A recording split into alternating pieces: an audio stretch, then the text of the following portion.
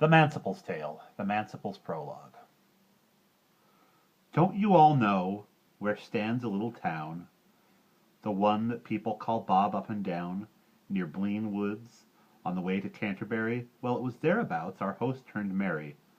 Duns in the mire, said he, behold King Log, for love of money drag him from his bog. Will no one wake our friend asleep behind? A thief could rob him and he wouldn't mind.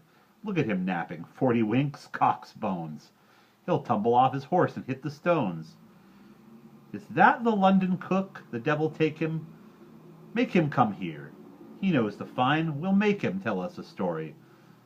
Though I'm bound to say it won't be worth a barrow load of hay. Wake up, you cook, he said. God give you sorrow. What's up with you to sleep this sunny morrow? Have you had fleas all night, or else got drunk, or spent the night in toiling with a punk? You haven't got the strength to raise your head. The cook was drunk, pale drunk, no touch of red, and answered from a stupor, Bless my soul, I feel all heavy, haven't got control. I'd rather sleep, he said. I don't know why, then drink a gallon of wine, the best you buy.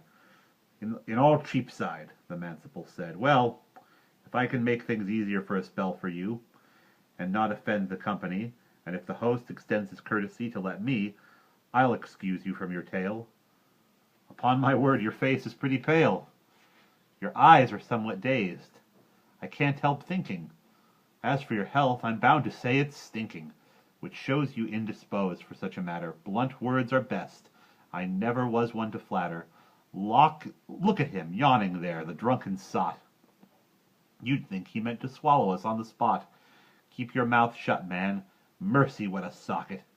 The devil of hell's own hoof would hardly block it. Your cursed breath may well infect us all. You stinking swine, fie, how you gape and sprawl. Look out, take care, sir. He's a powerful man. I'd like to see a punch ball hit his pan. He's about ripe for trouble in that line. You'd think he had been drinking monkey wine. And that's when one goes playing with a straw. This speech annoyed the cook, who, turning raw, craned at the Manciple with so much force.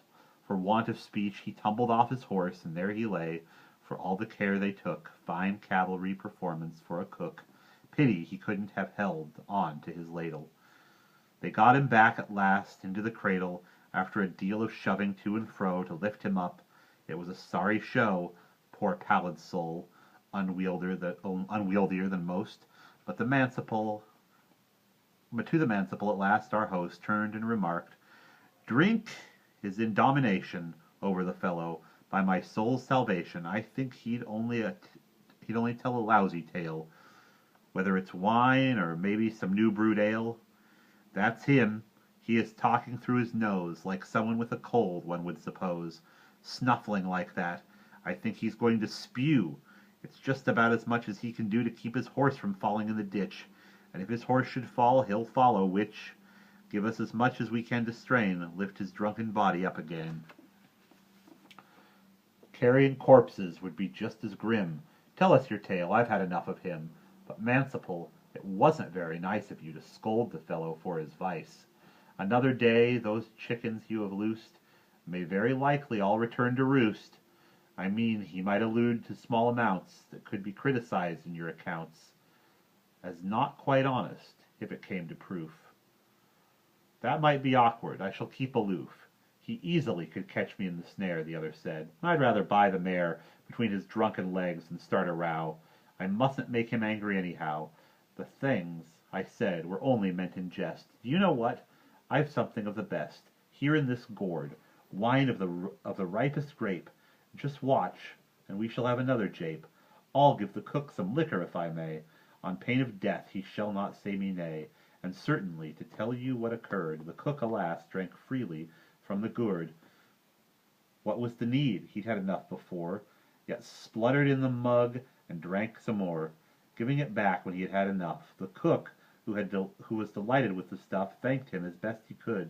For some time after, our host went off into a roar of laughter, and said, Well, now I see how necessary it is to bring one's drink to keep us merry, for it can turn all rancor and dissension to love and harmony, and stop contention. O Bacchus, thou, a blessing on thy name, that so convertest earnest into game, our thanks and worship to thy deity. My prayers are none, you get no more from me. Now, Manciple, on with your story, pray. Well, sir, said he, attend to what I say.